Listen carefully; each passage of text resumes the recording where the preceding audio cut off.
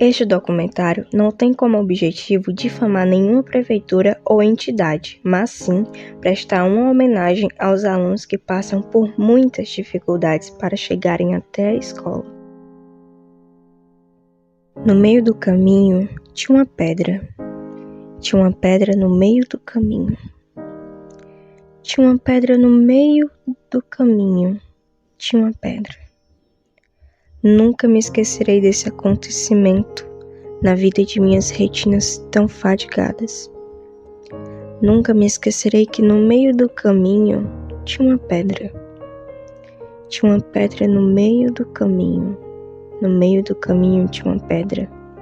Poema de Carlos Drummond de Andrade. A gente recebeu com espanto até um vídeo, de um susto que estudantes tiveram de um ônibus escolar que estava passando por essa estrada de terra, o ônibus acabou ficando enganchado, em um local muito perigoso, ficou bem perto aí de um barranco, de um precipício, e por muito pouco, como a gente consegue ver aí nas imagens, esse ônibus não caiu lá embaixo e não causou aí uma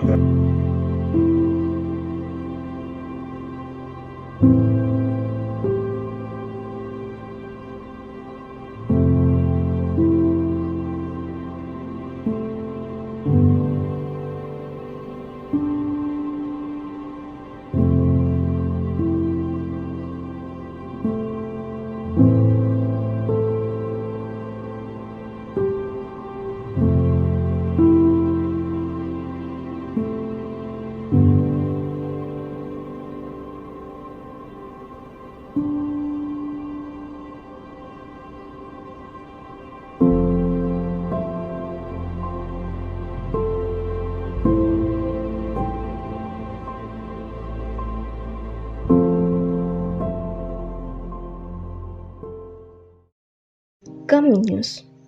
No meio do caminho tinha uma pedra. Logo em seguida foram aparecendo mais algumas.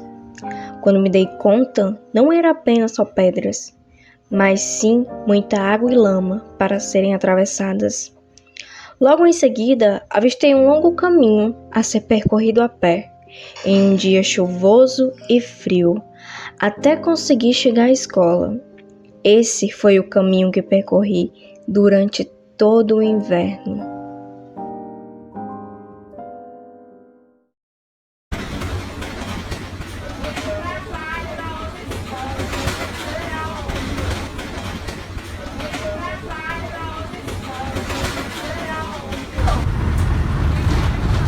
De caráter estrutural e sistêmico, a desigualdade racial no Brasil é inquestionável e persiste devido à fragilidade de políticas públicas para o seu enfrentamento.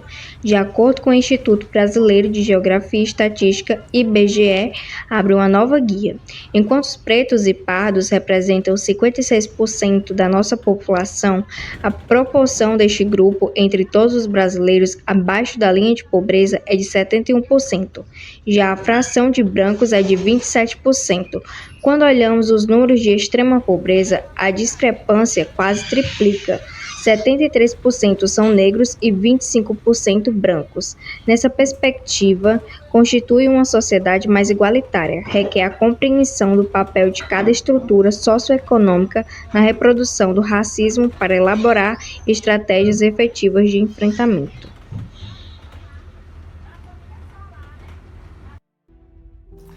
Boa tarde, do céu. Eu sou a Bruna Kelly, sou aluna do 2º A.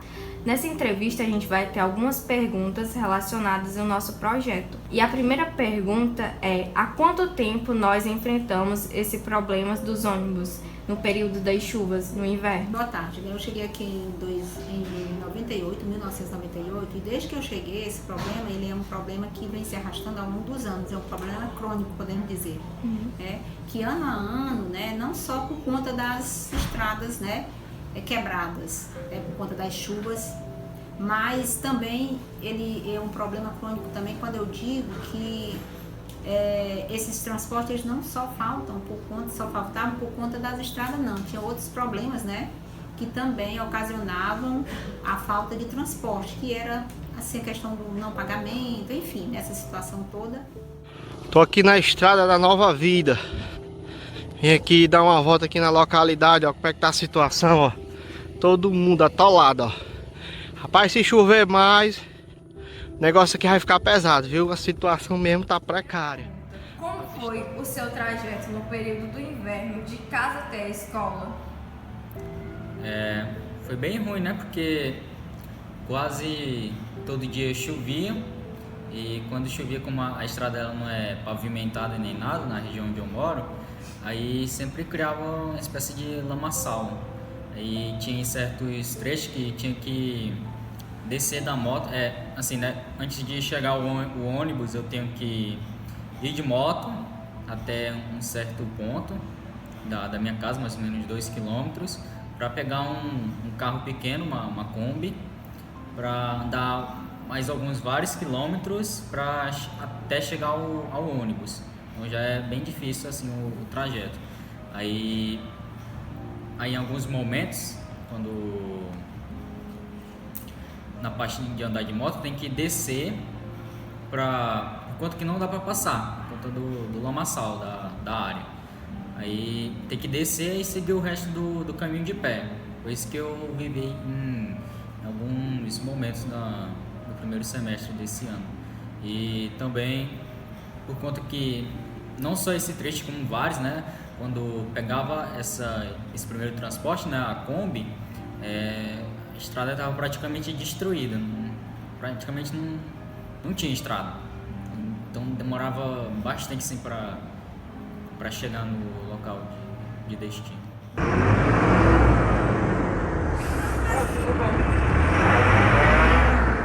Você achava perigoso o trajeto que você fazia da sua casa até a escola? Muito perigoso, muito perigoso. Inclusive, tinha dias que, por medo, né, a gente acabava não indo para a escola por receio de o ônibus deslizar num aterro, uma coisa semelhante a esse tipo de acidente, né, em decorrência do forte inverno que acontecera.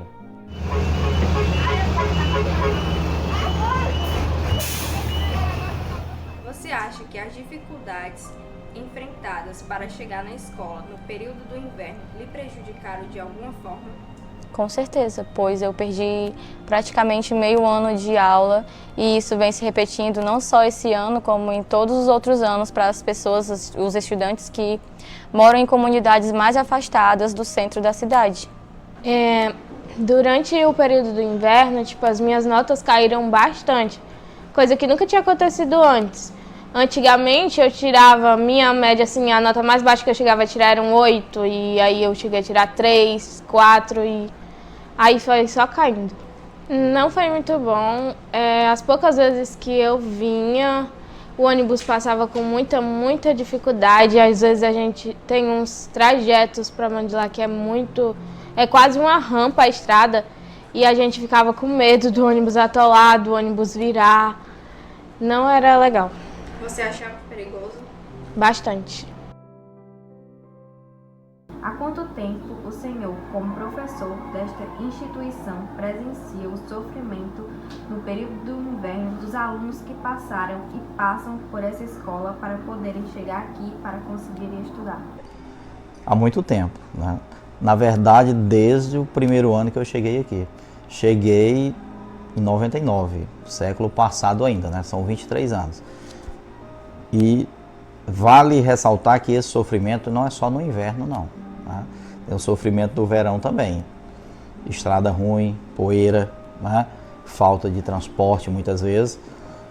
Então, desde sempre, desde que eu cheguei, que a realidade é praticamente imutável. Né?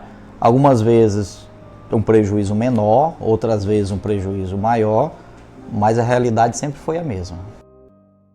A Constituição Federal dispõe o que é dever do Estado garantir o direito à educação pelo atendimento ao educando, em todas as etapas da educação básica, por meio de programas suplementares de material didático escolar, transporte, alimentação e assistência à saúde. Artigo 208, 7, a Constituição Federal.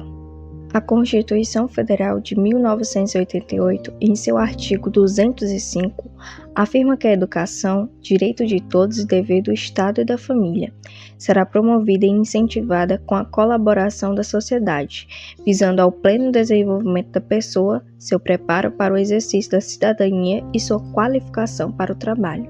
O artigo 206, inciso 1, da Constituição Federal, prescreve que o ensino deve ser ministrado com base no princípio da igualdade de condições para o acesso e permanência na escola, de modo que o fornecimento de transporte escolar adequado é imanente à própria prestação essencial do serviço à educação.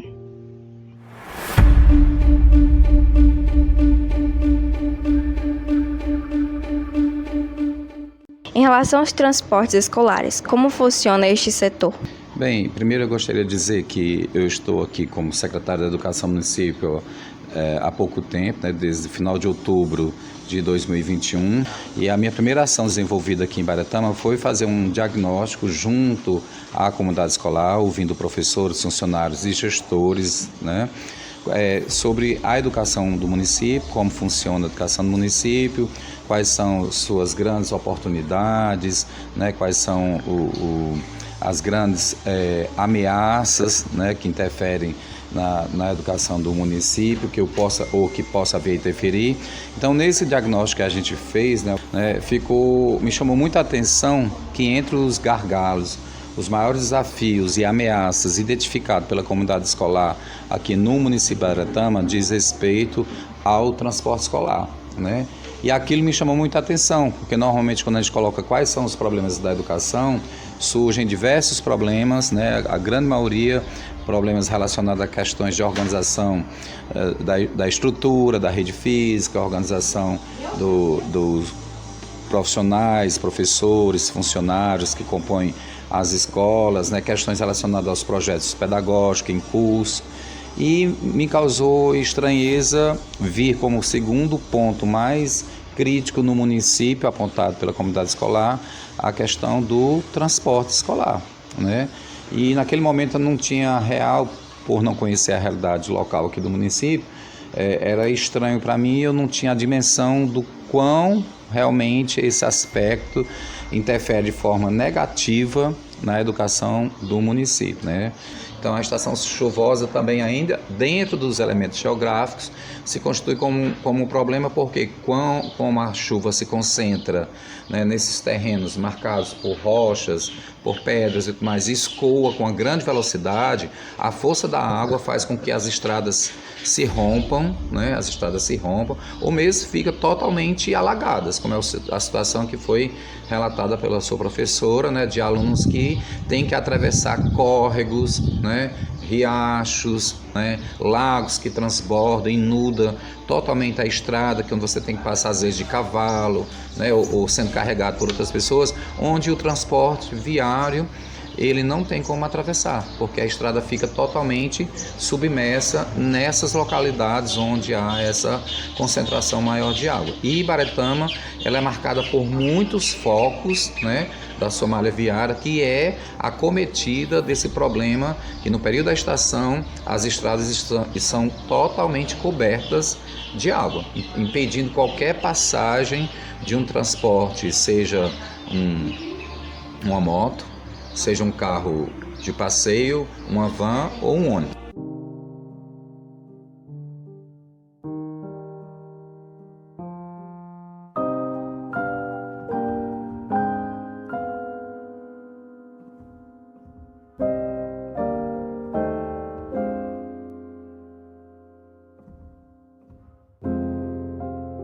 Como foi o trajeto da sua filha para a escola no período do inverno? Muito perigoso, passar rio cheio nas croas, riacho, muito mesmo. Só Deus tinha misericórdia dela, que ela atravessava essas águas, a gente morrendo de medo de ela descer, porque as enchentes eram muito grandes. Mas Deus é tão bom e maravilhoso que, graças a Deus, a gente venceu tudo. Só o que é bom pra gente é Deus. Quinta e última pergunta. O que você acha que pode ser feito pelas comunidades, pela escola e pelo governo para diminuir os prejuízos que são sentidos pelos alunos que passam por essa situação no período de inverno e a comunidade? O que eu acho que a Deus querer para eles fazer as estradas e fazer ponte no rio e no riacho, para todos ter a sua liberdade, poder ir para qualquer canto, principalmente para as aulas, para não perder aula. Os homens da minha região roçaram as estradas para facilitar o transporte e passar. Tentaram encher os buracos das estradas por perto de onde a gente mora. E sobre a escola, eu acho que a escola deveria desenvolver um papel de mediador mais forte em relação às autoridades maiores responsáveis pelas estradas, por esse transporte até a escola. E ao governo necessitaria de responsabilidade, de cumprir com as suas obrigações, de, no caso, transformar Ibaretama em uma cidade com uma infraestrutura mais adequada, para que essa perda de aula, de conhecimento, porque de toda forma é uma perda de conhecimento, mesmo que a gente recupere nota e consiga passar de ano, a gente não vai conseguir recuperar e suprir todos os conhecimentos que a gente perdeu. Então, eu acho que medidas devem ser tomadas, principalmente em riachos, porque o interior tem bastante riachos e precisam ser feitos pontes para que a gente possa passar durante um período maior do ano, que o inverno toma quase metade dele, né?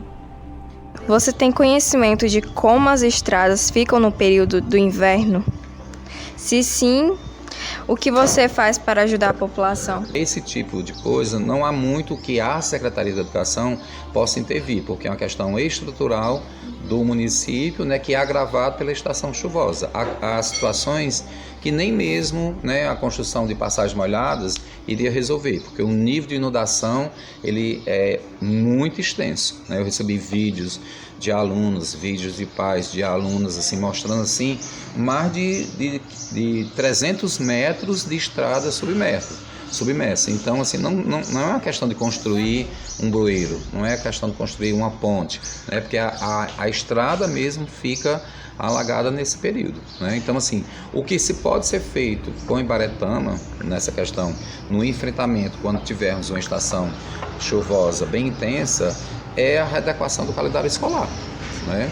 Então, pode haver o ajuste no sentido de suspenderem as aulas durante a estação chuvosa e trocar o período de reprogramar esse calendário para outros meses que você não tenha chuva. Ou seja, se nós já temos esse problema é crônico, esse problema é recorrente, ao se pensar o calendário escolar de Ibaretama, não se pode pensar o calendário escolar como um calendário escolar padrão do governo do estado ou da Secretaria de Educação. Há que se considerar a especificidade do município, né? Então, assim, de fato, o ideal realmente é que a gente tivesse, várias vezes nós chegamos ao ponto, nos reunimos com os gestores para saber qual a decisão que nós iríamos tomar, se a gente iria suspender as aulas, interromper o calendário letivo, se a gente iria antecipar férias, né? A gente ficou analisando os pós e os contras, mas como a gente estava saindo de 2 anos de pandemia, de 2 anos de aula não presencial, onde o aluno estava agora retornando às aulas presenciais, né, e considerando que uma boa parte ainda conseguiam chegar às escolas, né, a grande maioria dos gestores foi favorável que a gente não interrompesse e que a gente continuasse e encontrasse outras formas de assistir esse aluno que estava impedido de chegar à escola, seja com atividades impressas distribuídas para esses alunos, seja com atividades ainda com orientações virtuais, como foi no período 2020 e 2021, né? Mas para que esse aluno também não fosse prejudicado, né? A partir do momento que a quadra invernosa se fez presente com maior intensidade no nosso município, a minha frequência na escola, ela não era tão assídua, né? Porque era um pouco difícil o acesso até a escola, era muito difícil o acesso até a escola por causa das estradas escorregadias. Um momento assustador da nossa história.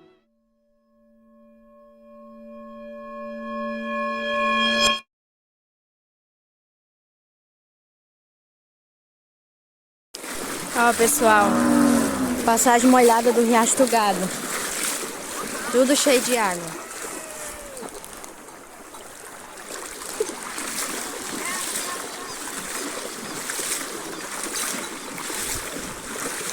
Aí do céu, a situação nossa aqui, os meninos vêm aí atrás do céu. Agora aqui vamos atravessar o rio. Aí do céu, o rio tá cheio, ó. Aí vem uns meninos ali atrás. Aí Eduardo e o... Aí ali tudo cheio, graças a Deus. E eu todo molhado.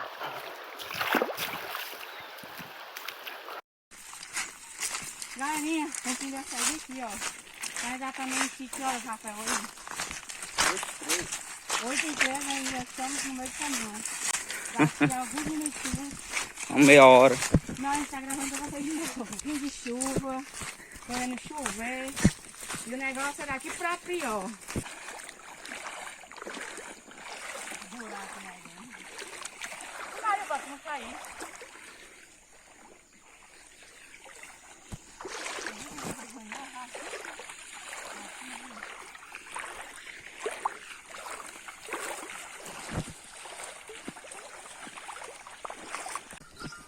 Galerinha, a última vez que a gente gravou pra vocês era exatamente 8h13, já são 8h25 e a gente continua aqui. Ainda não chegamos em casa. A gente vai continuar em busca de chegar em casa, gente. Descreva como foi a sua experiência no caminho até a escola durante o inverno deste ano de 2023. Não foi mais do que uma experiência já vivida como as outras, né, na verdade.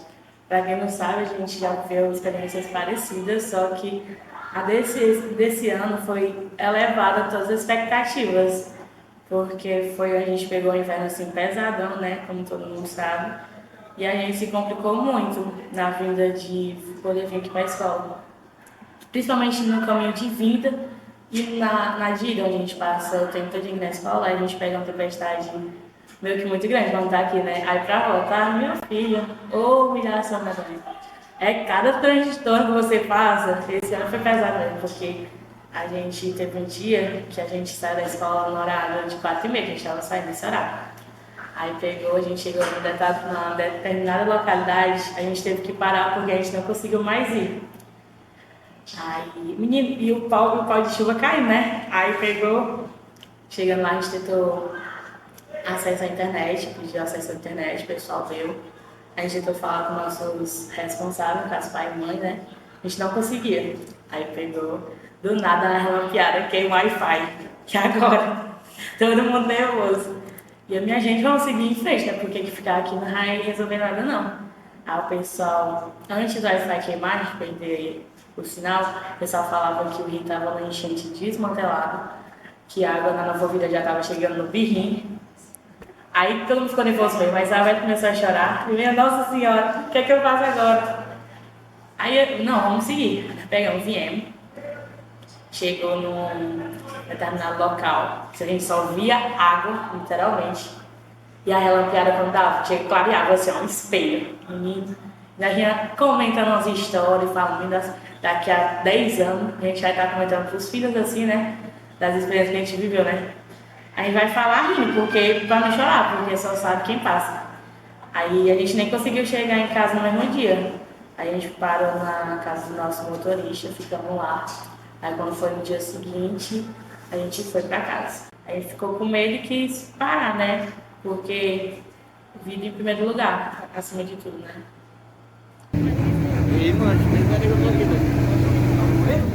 Eita, bueiro, meu Deus.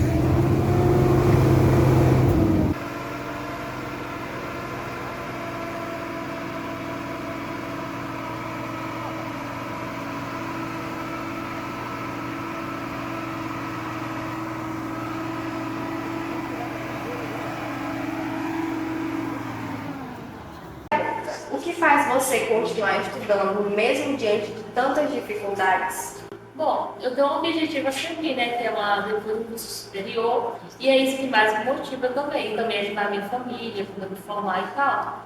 Por isso que eu não desisto, porque é uma oportunidade. O conhecimento vai libertar a gente e dá uma oportunidade melhor.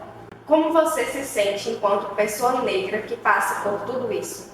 Me sinto uma pessoa muito forte por não desistir, mesmo com tanta dificuldade, com tantos desafios a seguir.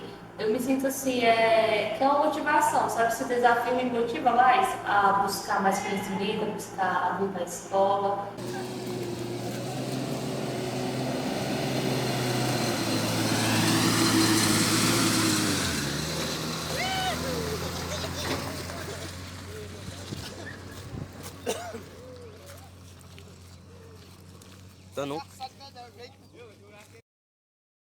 Tipo, a minha experiência é muito difícil, eu acho que foi para todas as pessoas que passam por isso, porque para mim chegar à BR, da minha casa, eu moro numa fazenda, é 1,5 km a pé. Para mim conseguir ir até a BR é mais fácil porque tem um carro, mas só que de volta eu tenho que vir a pé. No tempo de inverno, eu me lembro que, tipo assim, eu me preparava em relação à minha mochila e os livros materiais escolares, que eu colocava na sacola para não molhar, né? Teve 2 vezes que eu dormi na casa das pessoas lá antes da minha fazenda, porque não tinha como eu chegar, porque eu cheguei à noite, né? Tinha chovido muito, aí, tipo, para me chegar na minha casa, eu passo por 3 riachos. O primeiro é a Maria, leva a gente. O segundo é mais ou menos, e o terceiro molha os pés. Mas em relação ao barro de louça, minha filha, que só Ave Maria, eu gosto nem de falar. É horrível. É uma trajetória que você tem que ir só com Deus mesmo, e você... para você conseguir continuar estudando, você tem que ter muita assim, vontade, muita sonhos para o seu futuro, para você não desistir. É muito complicado, mas sempre dá certo. Então, a minha experiência esse ano foi vergonhante. Eu normalmente sou um aluno que não costuma faltar muito às aulas, e por conta desse inverno, que em relação ao ano passado foi bem duradouro, teve uma duração maior, foi agoniante. Passei a perder aula, ter notas baixas e tal. Então foi um problema, e muito grande, não foi pequeno não. O que me faz continuar estudando, mesmo diante dessa dificuldade, é os sonhos. Eu pretendo sim terminar o ensino médio mesmo com essa dificuldade. Assim, eu sei que não é uma realidade só minha, é de vários alunos, mas os sonhos me faz prosseguir. Bem, eu sou professora de língua portuguesa aqui da Escola Cônego desde 2019. E desde o início do meu trabalho aqui, eu sempre percebi a dificuldade dos estudantes de chegarem à escola, né? Principalmente no período do inverno. Então, sempre foi algo que mexeu comigo, que me incomodou, né? E eu sempre pensava o que eu poderia fazer para contribuir de alguma forma e ajudar esses meus alunos. Também sempre me identifiquei com essa problemática, porque eu também vivi isso no meu ensino fundamental e no meu ensino médio. Eu morava no interior de Ocara, e lá também, né, assim como Ibaretão, passa por essas dificuldades de transporte, no período chuvoso principalmente. Então eu tive que sair da casa dos meus pais e ir morar com os meus avós em outro município para poder não perder o ano letivo, porque as aulas foram paralisadas justamente porque os ônibus não conseguiam atravessar e a gente não conseguia chegar à escola por conta das chuvas, né, da lama. Então eu, enquanto pessoa negra, sinto que preciso falar mais diretamente com as pessoas negras, com os meus estudantes negros também, para que eles entendam que não é comum e não deve ser comum, não deve ser normalizado passar por tantas dificuldades, né, para chegar à escola, sendo que a gente já passa por muitas outras dificuldades, né? Então a gente já enfrenta racismo, já enfrenta violência, opressão de várias formas, e ainda ter que passar por essa situação não é algo que a gente pode normalizar e não podemos romantizar de forma alguma, né? Sofrimento de estudantes para chegarem à escola não pode ser de forma alguma romantizado. O Cônego para lá é muito importante porque é uma comunidade muito pequena, é uma comunidade que não tem tanto, assim, a maioria das pessoas lá vivem basicamente do que elas têm no inverno, do que elas plantam no inverno, ou seja, o Cônego é como se fosse uma porta de entrada para que os jovens que moram lá consigam se formar e consigam ter uma educação que os leve a um lugar mais alto. Enquanto lá, se fosse assim, lá não tem escola de ensino médio, Lá não tem escola de fundamental, lá não tem basicamente nenhuma escola. Ou seja, o Cônego é a única, e quando as estradas fizeram isso, meio que acabou que a gente ficou sem nada. É tanto que eu acho que muitos alunos que chegam a desistir, que moram lá, acabam tendo o mesmo serviço do pai deles, simplesmente no inverno plantam feijão e milho e vivem disso. Enquanto os que continuam os estudos através da escola Cônego, eles conseguem alcançar patamares mais altos, onde a vida deles se torna melhores. E eu espero que no futuro, através disso, a comunidade venha crescer, né? A escola Cônego, assim, em Ibaretama, né, e nos arredores, muitas pessoas da minha comunidade ou estudam ou estudaram no Cônego, né? E ela é muito importante porque ela forma pessoas, né? Não só alunos, forma pessoas. Ela é muito importante assim, para essa região como um todo. É um marco do município. Todo esse esforço, todo esse sacrifício, antes de mais nada, dizer que ele não pode ser jogado fora, ele não pode ser desperdiçado. Nós temos a Escola Cônego como um refúgio educacional de Ibaretama, né? A nossa única escola de ensino médio no município de Ibaretama.